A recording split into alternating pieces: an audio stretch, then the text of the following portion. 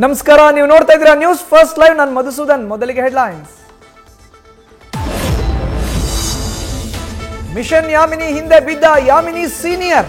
Priya college friend ಅಂತ ನಂಬರ್ಗಳನ್ನ save ಮಾಡಿಕೊಂಡು ವಿಘ್ನೇಶ್.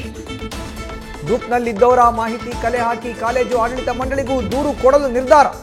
ಪೊಲೀಸರಿಂದಲೂ ತನಿಖೆ ಚುರುಕು.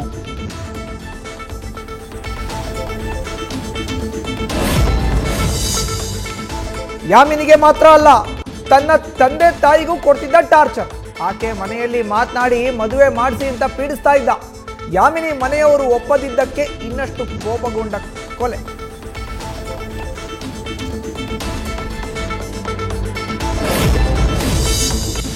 ಡಾಕ್ಟರ್ ಕೃತಿಕಾ ರೆಡ್ಡಿ ಕೊಲೆ ಕೇಸ್.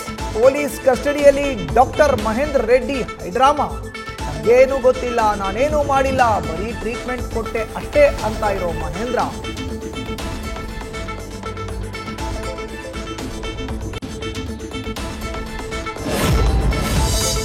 ಸಾರ್ವಜನಿಕ ಸ್ಥಳಗಳಲ್ಲಿ ಆರ್ಎಸ್ಎಸ್ ಕಾರ್ಯಕ್ರಮಗಳಿಗೆ ಅನುಮತಿ ಕಡ್ಡಾಯ. ಇದಕ್ಕೆಲ್ಲ ಪ್ರಿಯಾಂಕ್ ಖರ್ಗೆ ಬರೆದಿದ್ದ ಪತ್ರವೇ ಕಾರಣ. ಅವರ ಕ್ಷೇತ್ರದಲ್ಲಿ ಅವರನ್ನೇ ಟಾರ್ಗೆಟ್ ಮಾಡಿ ತಕ್ಕ ಶಾಸ್ತಿ ಮಾಡೋಕೆ ಪಣ ತೊಟ್ಟ ಬಿಜೆಪಿ.